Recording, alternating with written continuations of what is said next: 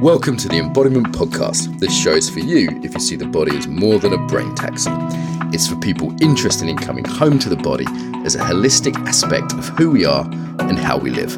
Episodes contain practical tips, exercises you can take away, and interviews with specialists from around the world. I'm your host for today, Mark Walsh. On the show today, Charna Cassell. So Charna is an old friend, someone I met 12, 15 years ago out in California and haven't seen till literally just right now since then. And Charna is a licensed marriage and family therapist. She's a master somatic coach. Her specialism is sex and trauma, also involved with leadership work. So I think this is going to be a juicy one. So Charna, welcome. Hi, thanks for having me. You're so welcome. And your dog's with you as well today. Yes, that's Toshi. Toshi, welcome Toshi. So Charna, how did you get interested in the body? Tell us a little bit about your personal story.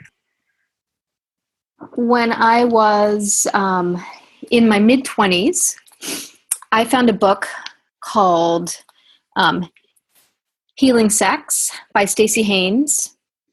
And I had a history of sexual trauma, and I didn't believe that sex and intimacy could coexist. I had PTSD, and I had walked into Good Vibrations actually to buy Good Vibrations. In case you don't know what it is it's a worker-owned sex toy store. It's a fantastic sex shop in California, isn't it? And they do a lot of sexuality education, extensive sexuality education, so that it's not just that you're, selling dildos, but you're actually educating people about the legs of their clitoris and about the G-spot and helping 80-year-olds have orgasms for the first time. And so I'd gone in there actually to buy a vibrator for my mom. And I went up to the counter to ask. I just moved to San Francisco to ask where the grocery store was. And they offered me, they were like, "Do you want an application?" She thought I was going to ask about a job. And so I ended up taking an application and ended up working there. And synchronistically, Stacey Haynes had been a worker owner there. And so basically that became the beginning of a series of synchronicities of me finding the Strozzi Institute, where I studied embodied leadership. So Stacey, I met somebody right after buying her book at Good Vibrations, who was saw her as a client in her private practice and was in a group with her. And there was one space available in both of them. And so I started healing that way. And I'd been, despite being in psychotherapy from the age of 14, it didn't touch any of the trauma that I had. And so starting somatic therapy was my way back to my body after trauma had me leave it.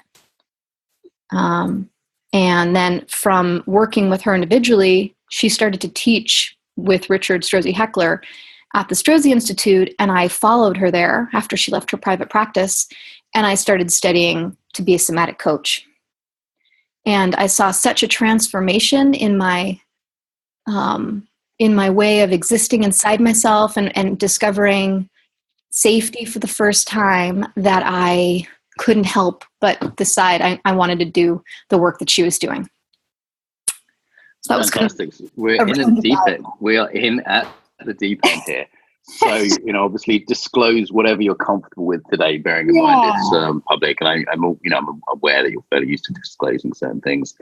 Let's start right at the beginning here. For people, this might be a new area too. So I guess our sort of starting point is, tragically, so many people have abuse backgrounds. And tell me if this is, as your understanding, one of the things, the effects of trauma is that can numb people. And that numbing seriously interferes with their sex life at a later point. And the other symptoms of trauma also can interfere, like, as you said, like barriers to intimacy, boundary issues. Say a little bit more about that connection between trauma and how that may impact people's sex lives. Oh, gosh. I'm writing a book on the subject, so it's a really big topic. Great. This is our main topic, I think, today. I hope I don't wander. Start at the beginning. Someone's out there, they're like, hey, maybe my girlfriend or my boyfriend. I remember I was in that position years ago. As I had a girlfriend, she said I was abused, and I was like, "Oh my god, I had no idea what that meant in terms of our intimate life." Yeah. So it can mean so many things, and I'll say that you mentioned numbing.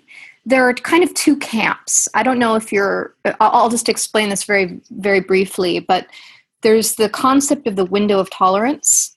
You're familiar with this? I am, but many listeners won't be. Yeah. Okay. So I'll give an overview of it. So there's this idea that we have a window of tolerance, which is not, it's our capacity to be with our internal experience, our sensations and our emotions before we get overwhelmed. So you have hyper-arousal and you have hypo-arousal. So hyper-arousal is an increase in sensation and hypo-arousal is a decrease in sensation. So what you're saying in terms of numbing, that lives in hypo-arousal. So for some people, there tends to be one of two camps, but some people, often the hypo-arousal is actually they respond in hyper-arousal, which is, it can be turn on, anxiety, rage fits, often dry mouth, sweating, red face, or pale face, sweaty palms. Those are all the symptoms that you're in hyperarousal. It's not necessarily bad or good, right? But because to go into turn on, you need to get hyperaroused. But what can happen is what trauma does is it gives you a very small window. So for instance, if you're a vet and you're walking down the street and a car backfires, that could send you out of your window. I mean, a veteran, not a veteran. Yes, okay. And war, like if there's, it sounds like a sound that triggers you. But if you haven't had that history, it's just a car backfiring and you're still in your window and you're fine. And in your window, you have perspective. It's 2019. You're regulated. You're in an optimal brainwave state. You can learn, versus out of your window, you feel like tigers are chasing you. You're in fight flight, and you lose perspective.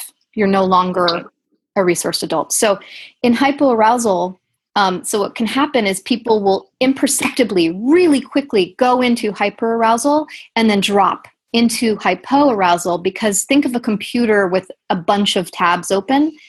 You shut down to regulate yourself. So as that relates to sex, some people, they are in a sexual situation and they're flooded and they're overwhelmed and they feel everything, and then maybe they dissociate, while somebody else is just numb and they can't even feel their body. They can't feel their body if their own hands are on their body. They can't feel their body if someone else's hands are on their body. And so when you're in a hypoaroused state, you're very sleepy, you're more dissociated, you're more disconnected from your emotions and sensations. And it's not to say that you can't experience both, but often it's when the hyperarousal gets to be such an extreme state that you then drop into hypoarousal. Yeah. To manage. And go ahead. I think the other critical piece for people to understand, isn't it? Is the hypo, and the boundary stuff as well, right? Like this relates to so much of people's sexuality. Oh, right. Well, so that was just, I was just giving you kind of like the background around numbing. So, trauma, and I'm thinking about sexual trauma in really broad terms, so that there's so many kinds of, you could have physical abuse, you could grow up with a mentally ill parent, you could grow up with all these different things that don't seemingly relate to your concept of what sexual trauma is, which is, most people think of being raped or child sexual abuse. But all these things, if you grew up in a family where you didn't get to express your emotions or have needs because you were attending to an ill parent or a narcissistic parent, then how do you do that when you're in bed with somebody? How do you express your desires? So there can be the typical, there's child sexual abuse and you can't tolerate your sensations, and so you dissociate and leave, or you panic. For me, even eye contact would cause me to panic as a young person. And the first time someone told me they were in love with me in college, I, left his room and had a panic attack. And so there was very little, I had a very small window. But there's like numb, and then overwhelm, right? Like, and then maybe numb again. My system actually tended more towards, it's like hyper-arousal, and then only in a situation of maybe being abused, or then there's more numbing. Like the numbing you can think of as anesthetizing. And so there's something that that isn't that well known that's out there, but there's 6 F's instead of 3 F's. And I don't want to bore your audience by going into all of this stuff, but so the idea that it's not just fight, flight, and freeze, but there's if the threat doesn't go away and your safety is not managed by running or fighting, if your system goes, I'm not strong enough to fight, I'm not quick enough to run. So then there's fright, which is what we think of as freeze. Freeze is actually that initial stage of like stillness and what am I going to do to take care of it. There's an orientation. There's 2 freezes, isn't there? There's the orientation, like, oh, what's going on? And then there's this, I'm imagining you'll come onto the dorsal vagal one next, right? Well, this is like, so there's fright, flag, and faint is this one theorist. Okay, what's flag? I've not heard of that one. So flag and faint, it basically progresses through more. So there's tonic and then flaccid immobility. So that there's this a progressive immobilizing and numbing.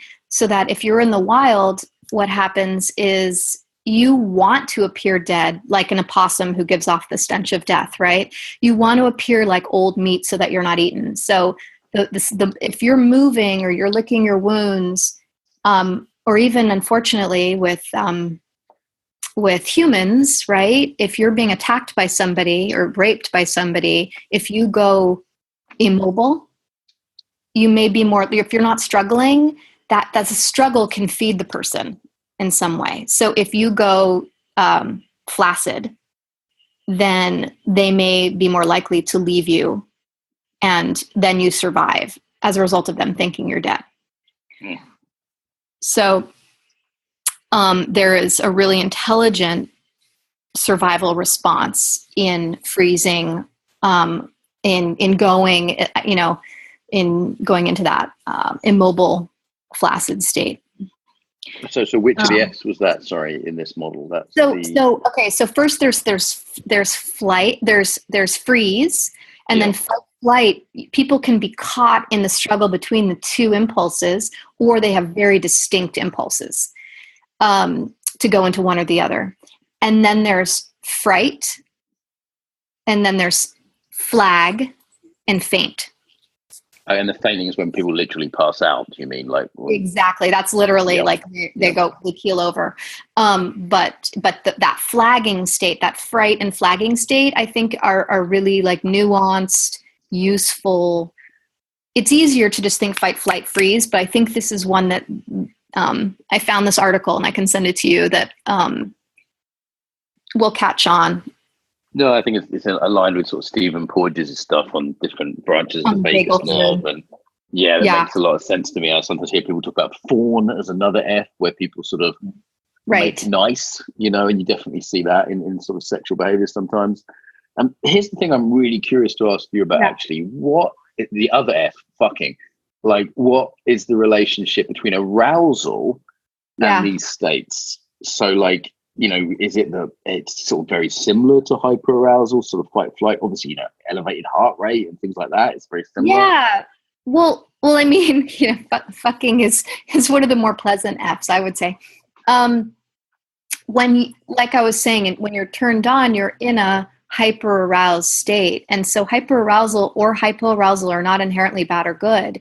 In order to go to sleep at night, you want to go into hypo-arousal. Yeah. And when you're turned on, you go into hyper-arousal. So The thing with trauma, and this is a really important one, is that the wires for excitement and anxiety get crossed.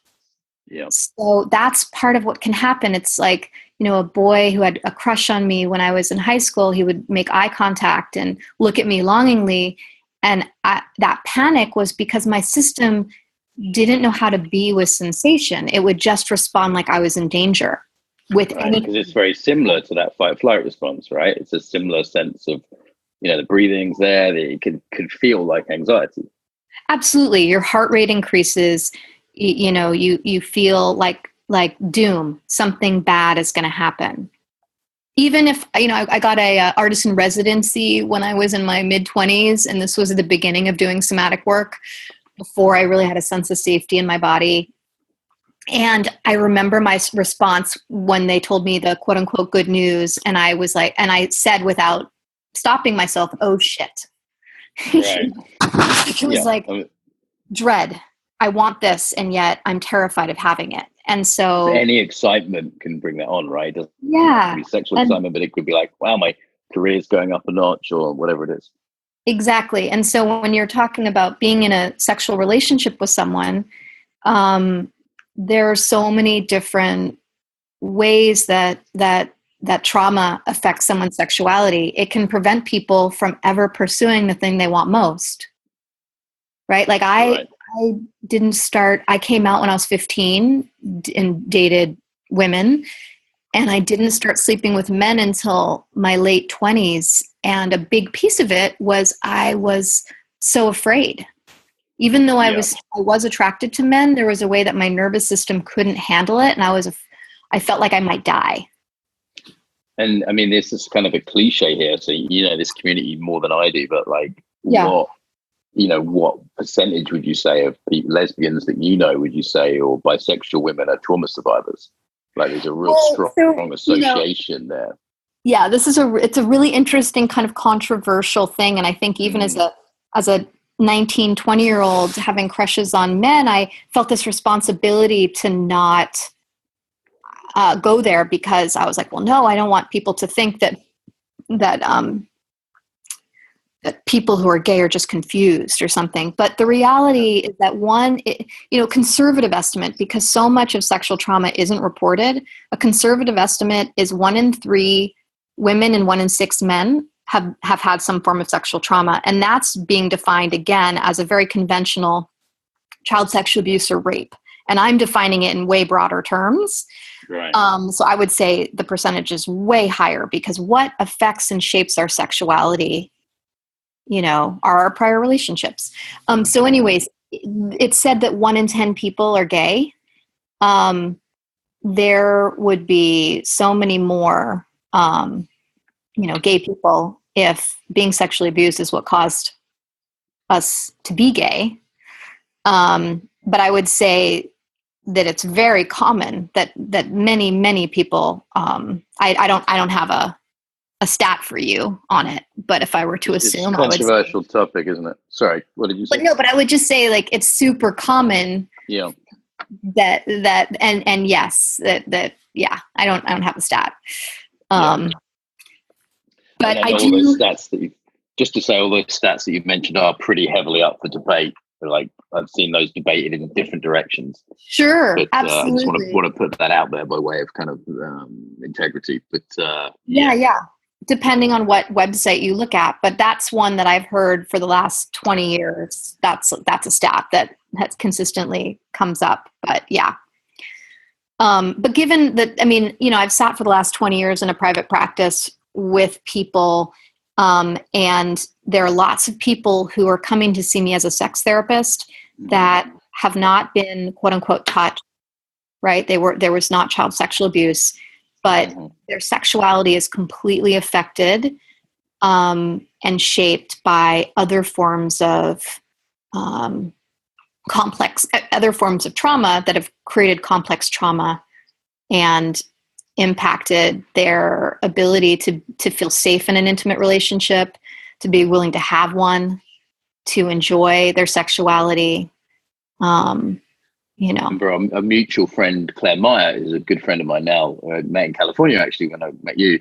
she said to me, you know, trauma's toxic to relationship.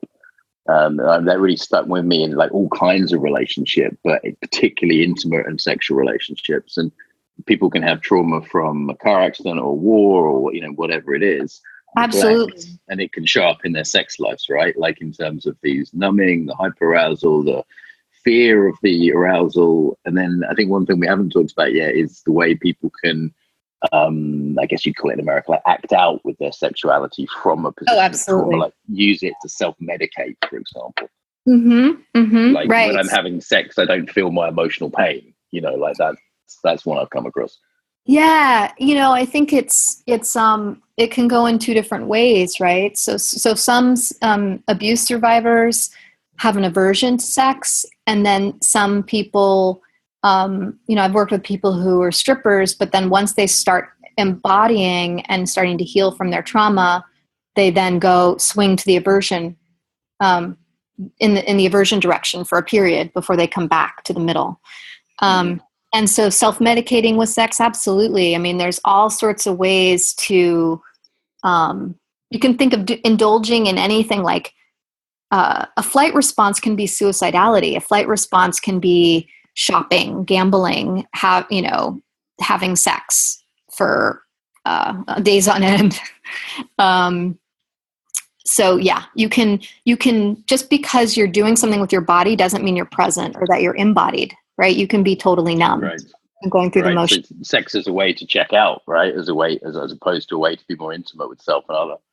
Well, what's interesting is also I've found with a lot of the men that I work with that it can also be a way, whether they're naming it as this or not, but it's a way for them to connect to be in their emotions or to release emotionally.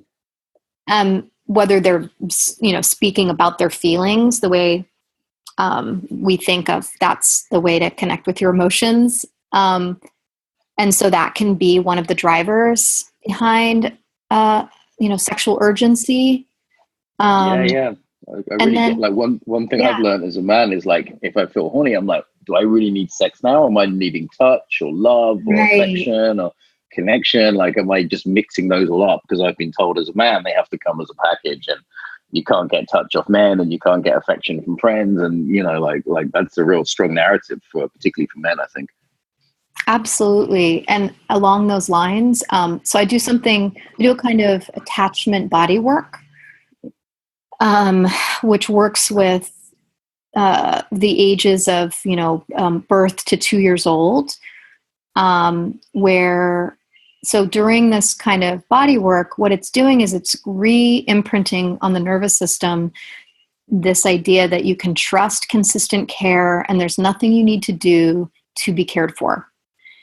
And so it can happen with attachment wounds. So the creation of insecure attachment is that there's a belief that there's something that you have to do in order to be loved and that you can't really depend on care. And so the woman that I learned this stuff from, Teresa Belden, who does Bodynamics, is that if you're working with that original wound, then there can be a drive towards sex. Like there's a craving for sex, and what it's really about is it's soothing that attachment need. Attachment's really coming back in a big way now. I think it's you know, you can't unattach attachment from trauma. So in that situation, help me understand. It's like someone has this insecure attachment. They have this sense of I have to do something to be loved. So I'm gonna sleep with a bunch of men or women to get that love. Like it's a way of trying to get in touch, get that attachment there. Is that the kind of thing you mean? Or more? So a couple things in there. So, you know, there can a lot of our motivations, like as you're suggesting, can be unconscious. And so I think, so for instance, if you think about being a baby, and we're dependent on somebody to help us regulate our state. And even if our parent is carrying us all the time, if they are super anxious or if they're an addict and their nervous system is all over the place and they're not calm, then in a way they're asking the baby to calm them, right? And so that can translate, even though this is a pre-verbal little being, and you don't think, oh, they're coming up with thoughts, but there's an unconscious imprint, and that little baby can start to think, oh, I have to be responsible for calming you, for making it better for you, right? So that can be the seed of a belief system for that little being. And so separate from that, and what you were starting to kind of go towards, which is that some people will really find value in they're like, oh, this is, especially if you've been sexually abused or if you developed really young or for a variety of reasons, but you can believe my value is in what I offer sexually, or this is the only way that I'm going to get love or affection or attention. And that's a really good question. A coach once asked me, like, what's your motivation for this sexual behavior? You know, what need are you trying to meet? Is it self-esteem? Is it validation? Is it, you know, and how healthy are some of those, right? Like, is this the best way to meet my need for self-esteem? You know, to have you know, to be like, hey, I've got this great girlfriend or whatever. And there's so much, once you start seeing that, there's so much in one's own and others' behaviors that becomes obvious around sexuality that has nothing to do with what I would call a healthy kind of, you know, healthy sex drive. So it's, I find that pretty fascinating. It's an interesting thing, the idea of like, what is health? You know, what does that even mean, a healthy sex drive? And it makes sense and it's natural, given that we're, you know, we all want to please our parents, and so we do seek approval from the outside, but then there's a certain point where it's like, how do we start filling up from the inside? Well, so I actually don't like to use the word healthy because I feel like there's judgment in it. And because what one person thinks is healthy or normal, like both of those words are just, they're automatically a little charged. You know, one person. Charna, I'm going to interrupt. I'm pretty sure what we think of as healthy and normal, a lot of people wouldn't. Yeah, absolutely. Well, yeah. So I'm just saying that for other people who might be judging themselves out there, because I have clients all the time, and what trauma does is it brings you in, and you're like, I feel broken, fix me. And it's not about that. It's, you know, we all have an inherent natural ability to heal ourselves. I really believe that. And so back to your question, healthy. So for instance, one person could have not much of a sex drive and be quote unquote asexual.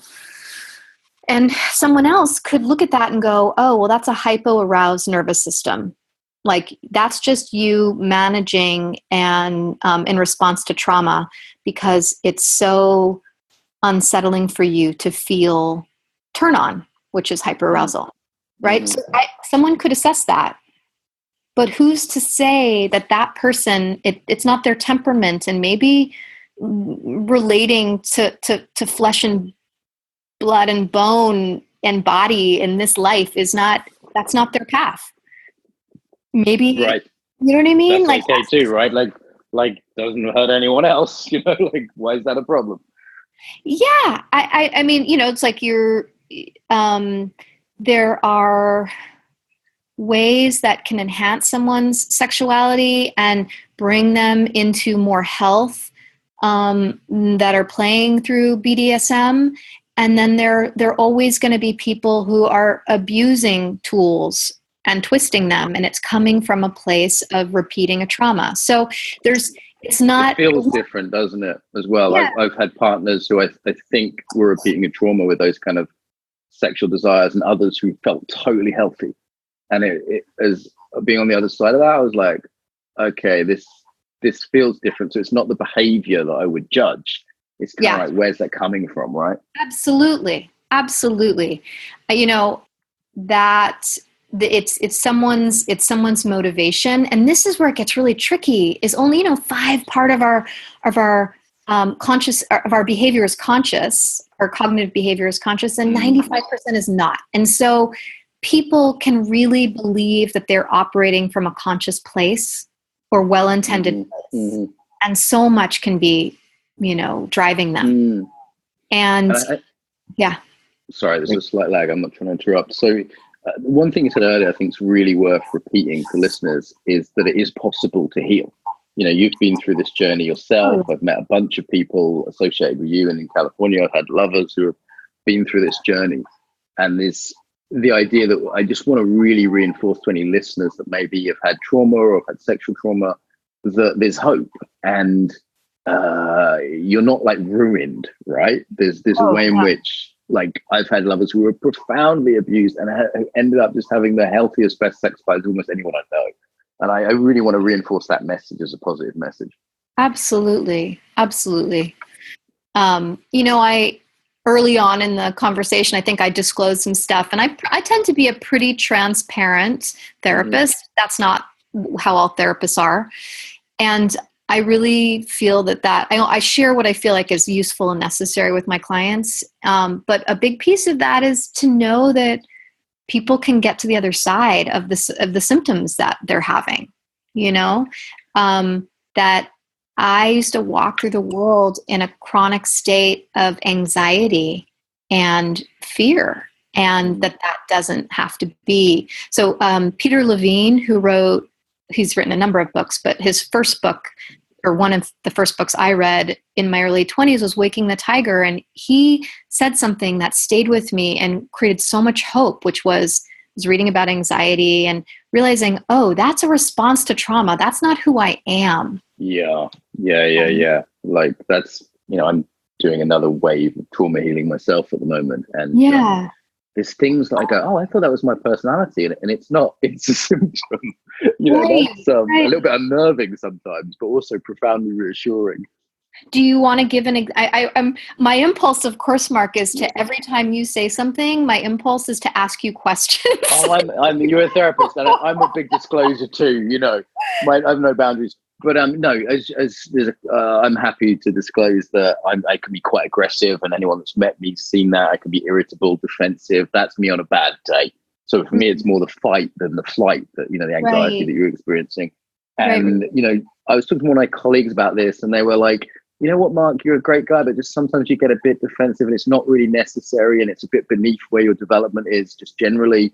And I went, you know what, I think you're right. And I really want to look at that. And it seems to be like a physiological charge. Like, I'm not like super full of rage the whole time. Most of the time you'll see me, I'm smiling, I'm happy, I'm laughing, but I'm just a little quicker to go there than most people.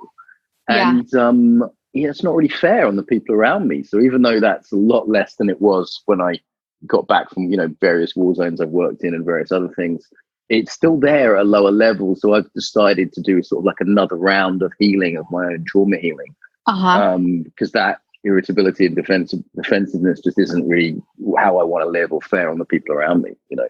So there's an example from the sort of the yang side of things, if you will. Right. And that's another version of hyper-arousal. Yeah, hyper-arousal. One of the things that you asked about that I didn't address, you brought up boundaries. And as you were talking, I was thinking, you know, that's one of those places where, how can you have a boundary with yourself, right? And so you turning towards the irritability and the dysregulation is a way of you saying to yourself, hey, you know, you're having a boundary with the part of you that gets really reactive. And that one of the things that happens with trauma is when your boundaries have been crossed, it's really hard to, one, have boundaries of your own in the future, but also to recognize other people's boundaries.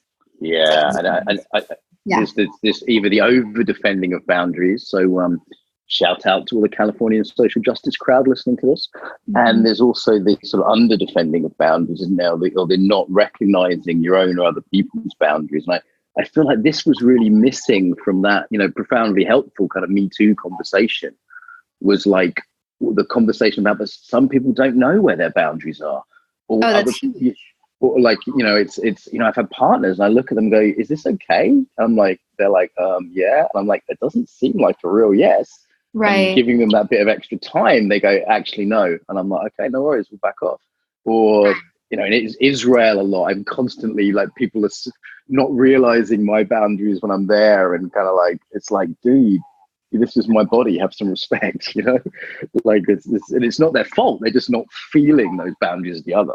Absolutely. Well, that's a really big piece of it is, in order to have boundaries, you need to be in your body. You need to know what they are. So you need to be able, that's where embodiment is so essential, is knowing like what feels good to me, what doesn't feel good to me. But then on the other side, your partner being able to attune enough and pay attention enough to the signs of, wow, her eyes are really vacant. You know, she's not breathing or he's not breathing. And, you know, it's obvious, like sometimes when we don't have boundaries, our bodies will have boundaries for us. Like a man won't be able to get an erection, or a woman won't get wet. So, although some women just don't get particularly wet. So, but you know, there's an emotional or a psychological boundary that our bodies can have for us sometimes. Even have women getting vaginal infections, right? That can be a boundary. Mm-hmm. But so often, and then what happens for people is when our boundaries get crossed, and it doesn't have to be a sexual boundary, it could be any kind of boundary. If we aren't in touch with what feels good to us, if we're more numb or dissociated and our boundaries are getting crossed, we then get mad at the other person because we feel like they have crossed our boundary, but we didn't know what it was. Right. And it's anger after the event when the kind of it's like, oh, that was where my boundary was. Anger, withdrawal. You know, I can remember years ago having an experience with somebody where in the moment he went past a point. I'd set a boundary and he went past it. And, you know, when you're in a sexual situation, if you're being touched sexually, even if you're a child, right? Even if you're being sexually abused, your physiology is going to respond. Like this is where some people it gets really confusing because children can even have orgasms when they're being sexually abused. Yeah. And so, this a lot of stuff's misconfused. It's confuses now. That's I want to, Charna. I'm aware that for us talking about this stuff is fairly sort of daily bread. Yeah. I'm also aware that listeners might be kind of freaking out, and one thing I kind of recommend when I'm teaching classes is that people move, people breathe. People take a pause if they feel like they're going into overwhelm. You know, I don't normally do a lot of trigger warnings, but we're talking about some fairly heavy things, which, absolutely. My mother's friend Shoshana, and she's working in the trauma field, and we'll be in public and she'll be talking about being a child prostitute or something, and which is public record, so I can say that. And, people around us will be in a freeze response and we'll just be smiling and laughing. So I'm just aware that like I want to look after listeners a little bit who are kind of out there and maybe go, okay, time for a pause or a move or a breathe or something else, you know? So let me then is it appropriate to do a little thing, like guide people through something? So if you feel like you're going numb, the thing would be to stand up and move your body to take your hand, make either like kind of a cup out of it or like slap down the length of your arm, down the backs of your legs, and do that repeatedly.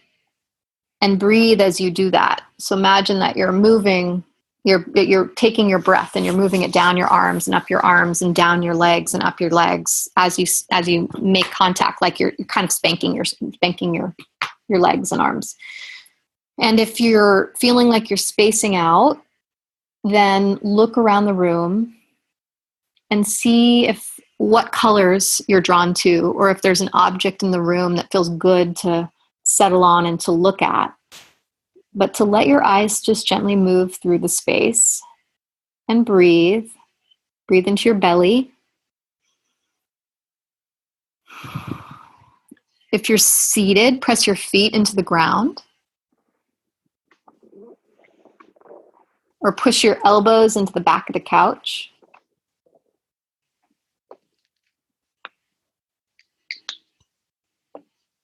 But see that your eyes are not fixed on something. When they're really fixed, it can be a way to dissociate. And your breath is the key. Breathe slowly in through your nose and out your mouth. Slowly.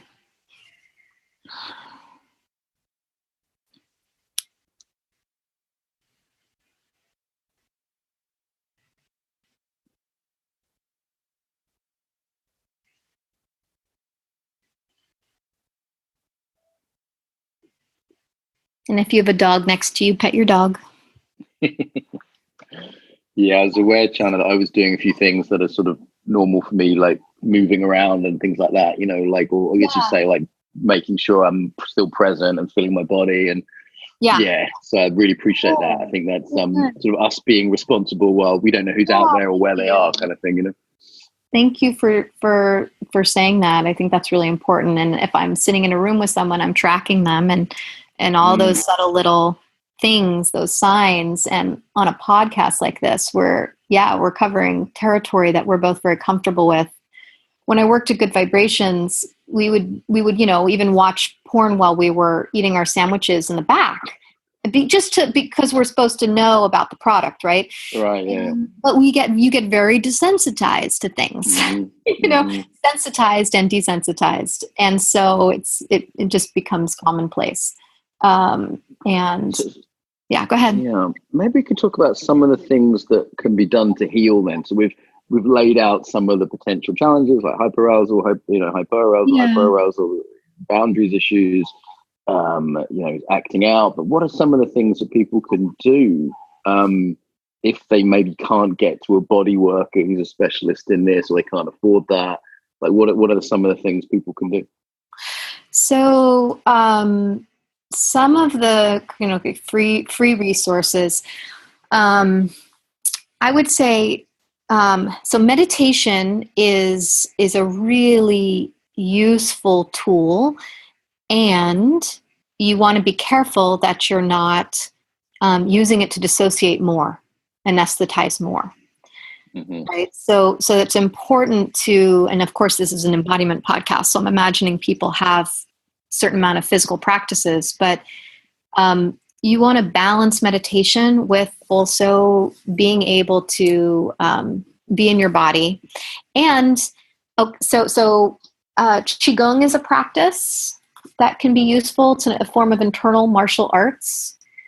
And it's a way of getting more connected to your energy system and the subtle energy moving through your body. It can also, one of the side effects of trauma can also be a lot of chronic physical ailments, which is something that I've dealt with. And so ways to heal your own physical body, there's medical Qigong, ways to heal yourself on your own. And the healing path can be such an expensive path, right? You can spend so much money. Holy cow, right? And so I'm reluctant. There's so many resources and I'm reluctant. I want to share them, but I also just want to acknowledge how hard it can be and how financially challenging it can be. And I know it's in the EU, it's, there are more resources because healthcare is covered. And I don't know if, does neurofeedback, is that something that's popular there? And is that something that's covered at all by insurance? So we don't have insurance in most European countries. You have the kind of National Health Service. Well, that's what I'm sorry. Yeah, see, that shows my American. Actually, interestingly, it often doesn't provide much in the way of trauma therapy at all. Oh, actually. okay. So it's like eight sessions of cognitive behavioral therapy. It might be after a waiting list if you're lucky. So I personally have paid for various trauma therapies and things like that and body work because that's just not going to be available on the NHS in the UK, though in some countries are more progressive. Okay, got it. So there is something I want to put a shout out to, something that I've discovered that I know that there's one somewhere in England. I have something called the Lucia Light machine. It was invented by an Austrian neurologist. Yeah, I know it. Yeah. Yeah, and so it really helps regulate the nervous system. I was stunned the first time I used it, and there's just neurofeedback devices can really make a difference. It's like there's calisthenics or there's lifting weights, and it's neurofeedback can be a way of kind of like lifting weights with your brain. You see quicker results. Mm-hmm. And I'm a big fan of meditation. I've meditated for 20 years, but neurofeedback can help teach your nervous system to regulate way faster, and I wish I discovered it way earlier. I use the Muse headband on a daily basis, the sort of neurofeedback headband, and those people that swear by heart math. And I mean, the basic principle here relates to what you were saying earlier, right? Like the window of tolerance. So on the one hand, we're helping people, any treatment here is like helping people feel, but in titrated small amounts, feeling more, but without getting too overwhelmed, and helping people self-regulate and discharge some of that hyper-arousal. That's right. Exactly. And then practicing relationally in relational dynamics, whether it be therapeutic or intimate or whatever, where boundaries can be established, and with sensitive people who can help us co-regulate and relearn those boundary issues. And it's all basically, that's it, right? Whatever the modality that's being used.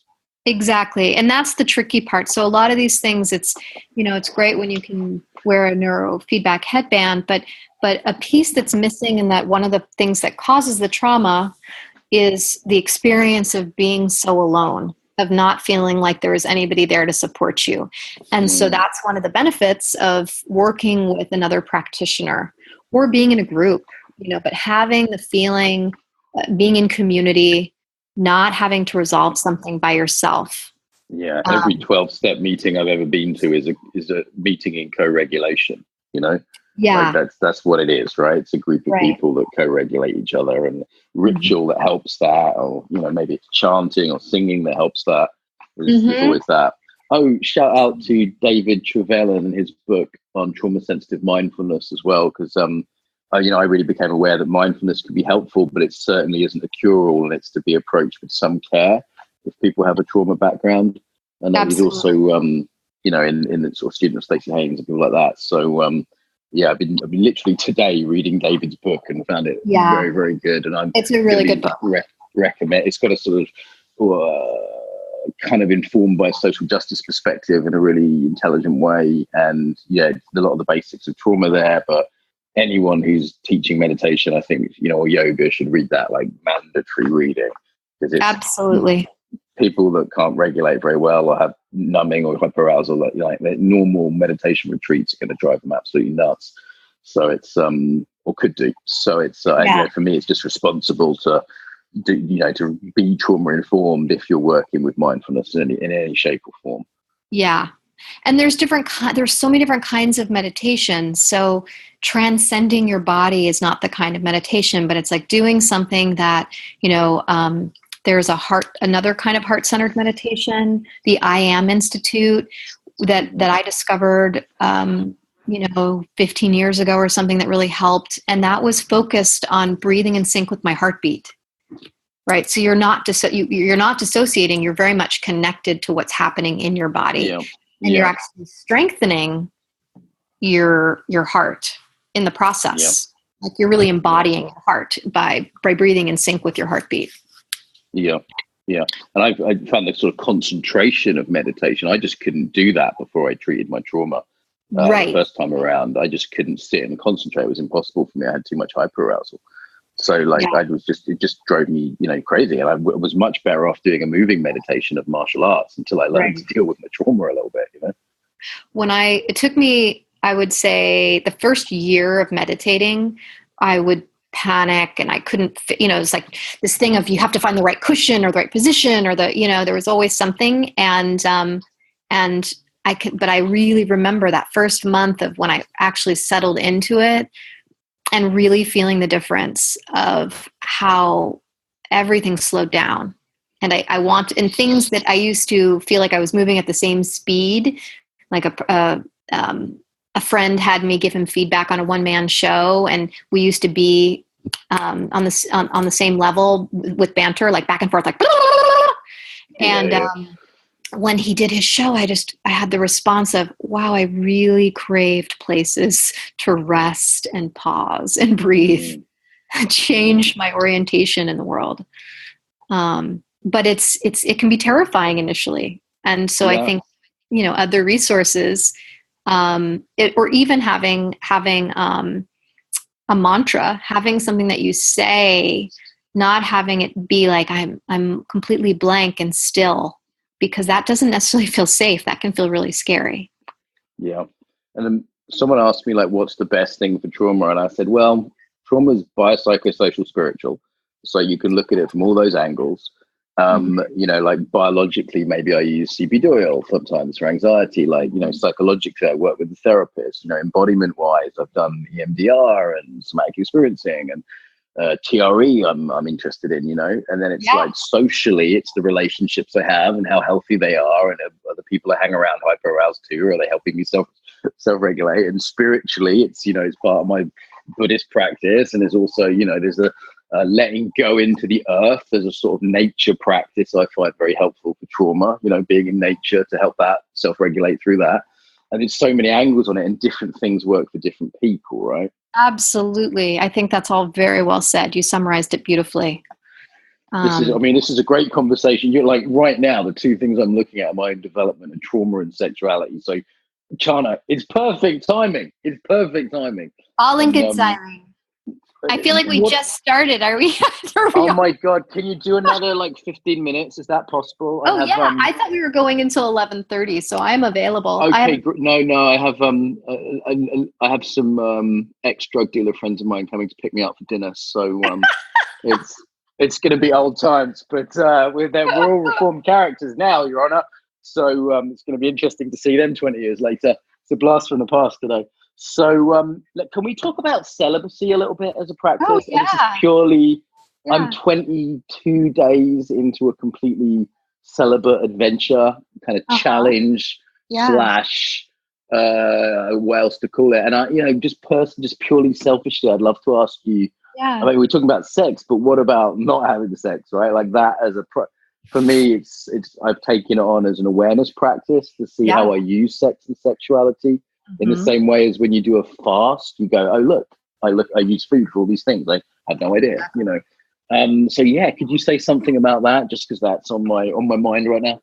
Yeah, I love that. I can remember the first time I went to a 10-day silent meditation retreat, and that first day in the cafeteria area, someone dropping their fork and having the impulse to go pick it up, or someone sneezing and having the impulse to say, bless you. And what that did was it brought my attention to all the ways I caretake other people, or the ways that my energy is pulled away from me towards other people. And I was mentioning to you that I went almost 2 years celibate. And the spark of it was, or the beginning of it was a breakup that I initiated, that I just felt like the person that I was so in love with didn't have the capacity to meet me where I needed to be met. And so, but I was devastated, and being intimate with anybody else, I felt the grief of missing him. And so I retreated. And I got, and I was just doing a lot of meditating and a lot of writing. And I could feel just anybody's interactions. Like I went to an ecstatic dance. I think you might have that there. It's like a free form dance. And my system, this is a little bit bizarre, but I'll share it anyways.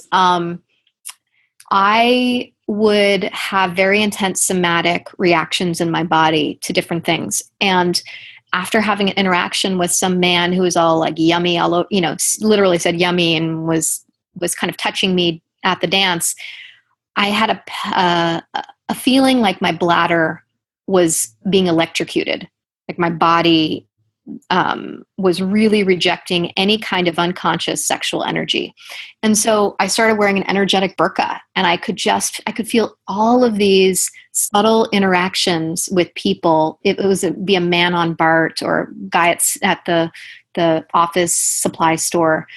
And I could feel what their energy was doing. And I was just using it, like you were saying, as an opportunity to pay attention to how does my energy respond to everything around me. And of course, mine was heightened, and it was heightened by a history of trauma, but it was going through a phase of discernment.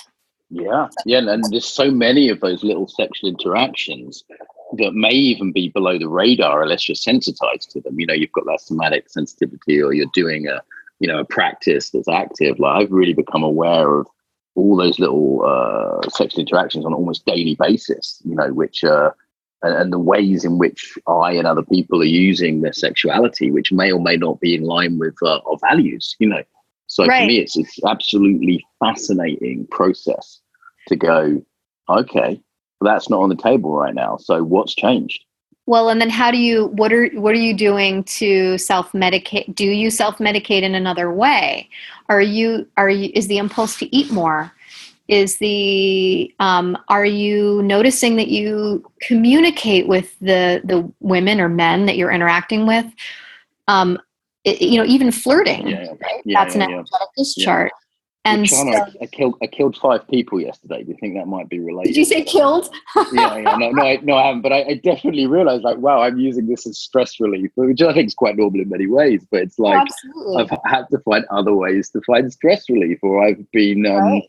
I love the feminine generally, so I've been like absorbing that from being in the woods or being in a hot bath and going, okay, there's other ways to access the energy, and also how can I embody it in myself, because I'm not getting it from outside. Like, it's a hell of an opportunity to become free of I don't have any I don't have a sex addiction or anything, but I think we all, myself included, have compulsive behaviors, should we say, in that area. Like, many people have compulsive behaviors around food, or it's an analogous for fasting for me, which I've done quite a bit of in the last 2 years. It really shows me my patterns of how I'm using this. Yeah. Well, that piece I think is really important that you said, which is a lot of the times we project something out there and we're craving it from somebody else, but how can we give it to ourselves? And that, I think, is a question to live by. So much we're unsatisfied with something in our relationship, and this person isn't doing this thing, when it's like, wait a second, how much am I showing up for myself and being consistent with myself, or being on time with myself, or loving myself? And so it's that reparenting and soothing. And then there was something else you were saying, but I don't remember. Don't worry about it. You say, there's a lot in one sentence, and then so that can be a useful practice, can't it? Like celibacy for a while, in the same way as other useful practices could be like real conscious sexuality.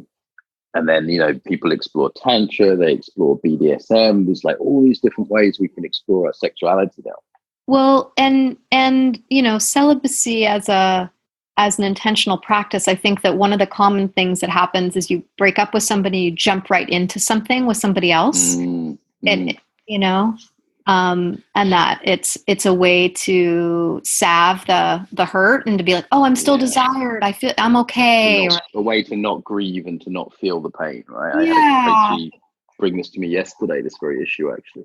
But to remember that when you interrupt, I mean, this is the idea, right, that Peter Levine has made so popular, which is when you interrupt these energetic impulses, and one of them is to grieve and to let that energy move through your body, it lays latent in you're stockpiling your grief, right? And your the tissue in your heart gets a little numb because it's protecting itself. And so to allow, going back to the thing of like quote unquote healthy sexuality, I would say it's energy moving freely through your body. That's ultimately what it's like letting vitality move through your body. And so being celibate doesn't need to mean that you stop the vitality moving through your body. It's like, what are the different ways that you can keep allowing? So for me, I've had different practices of, when I was celibate during that time, it was sometimes like a porn was playing in my head. I would be meditating and I'm like, oh my God, X-rated movie playing. I was at the airport the other day, and bums and boobs became the most interesting thing in the universe. It was like I was like 16 again. I was like, what the fuck, Yeah. And I've been playing with 2 practices. One is not looking and not thinking. One is like turning away. Yeah. And the other one is, okay, can I look with sort of I would say a woman's face, something appropriate in a way which is appreciative without getting into grasping. Softening, because that somatic tension of grasping. And I've been playing with those 2 as practices, as well as a few other more esoteric ones from Well, I'll go a little esoteric, which, I mean, very simply, one of the things I actually think, and I do want to mention this before we're done, and so I'll mention it here. I think your pelvic floor is so key to so many things. And so in this case, when meditating, or just when an urge or a longing arises, maybe it's not that you're celibate, but that you've broken up with someone and you're longing for your ex and you want to call them, but you know that you don't really want to be with them. So breathe. As you're breathing, exhale out your pelvic floor into the earth. Allow the energy and a pathway out and down. So picture that your body is a big bathtub, and the energy you're longing is filling you, right? It's filling you up like you're a bathtub overflowing. And so then acting out is the impulse, is reaching out, or acting out in an angry way, acting out in picking up the phone, calling your ex way. But if you relax your pelvic floor and breathe out your pelvic floor, it's like unplugging the bathtub, and all of the energy drains down, all the water flows out the drain. Yeah, I've been playing with energy up and energy down. So energy down, like draining away. Yeah. And then energy up, like the transcending the sexual into the emotional and the mental and spiritual. Like Great. I find that the classic sort of monk stuff, like transcendent stuff, both of those I find helpful. And I know there's some more specific. If things get bad, if things get too distracting, I've been advised some qigong practices that take it to the next level as well. So but actually I feel like I'm past the hardest stage with it. I feel like it's like with fasting, there's a stage that's difficult, and then you go, oh, okay, now I'm getting my needs met in other ways, and this is becoming fun. Listen. Yeah. Sorry. Let's finish with some really positive, fun stuff. So, because we went to some heavy places, but I know you're like a super. But I want listeners to picture just a really vibrant, red-headed. This is your energy, right? Like I love about you from what I've seen of you in the past, and you seem like you haven't changed. Like, what are your like top fun tips for an amazing sex life for everyone out there? God, the pressure. So for me, I would say, is there a physical practice? For me, it's dance. I also love martial arts. But something that engaging in more of what brings you alive, like that's. So engage in anything that makes you feel more alive, because ultimately that's what sexuality is, right? It's like life. Yeah. So I mean, sex is a microcosm. So it's like if you step away from quote unquote straight sex, you look at your life, it's like, where are the places that your hose of aliveness is kinked? So what's gonna unkink it, right? Is it being more honest? I mean, a lot of these things take practice, but is it having boundaries in small ways, and then that frees you up and brings your energy back to what really matters? A lot of the time, saying no to something, you suddenly get a burst of energy, right? Because you're saying no to that party that you didn't want to go to. Now you have energy to do the thing you want to do. What else? The great sex life. This is a tricky, it's kind of like saying, what are your 5 favorite books? I would, depending on the person sitting in front of me, I'm going to give them such different information, because the person is at such a different. For some people it's like, hey, take some celibate time. For other people it's like, you know what, just get a fun lover. For other people it's like, learn to ask what you want. Absolutely. That seems to be a top one for a lot of sex therapists I've worked with. They say, learn to ask for what you want. That seems to be a absolute. Yes, but even that, I don't take it for granted. It's like, that is a challenging. I have, one person that I'll have spent 2 years, like, even being able to have needs, and even making a list, writing a list of what he needs or wants, is massively dysregulating. So I don't take it for granted that any of this is easy. And I don't want to be, I could be super flip, but I'm also aware that can feel so defeating if someone's like, that's really scary. But I just think, even if it's like petting my dog, wearing soft fabrics, doing things that feel good to you, and they can be really small things, but I really think like the daily things that you do, even if it's not eating that second half of the cookie, or going to the bathroom when you need to go to the bathroom, being self-responsive all of those things slowly add up towards trusting yourself. And when you trust yourself, you can engage in, you can say, you can allow someone to come onto you because you trust you can say no whenever you want to stop it. Right? Yeah. You can say yes more when you can say no. Yeah. And as a man, I absolutely love it when I see a woman can hold that boundary, because then I feel safer. I'm like, oh, great, I'm not going to overstep a line here. This person knows where the line is. But I'm like breathing out a sigh of relief when I come across someone like that, Yeah. Like, oh, thank God.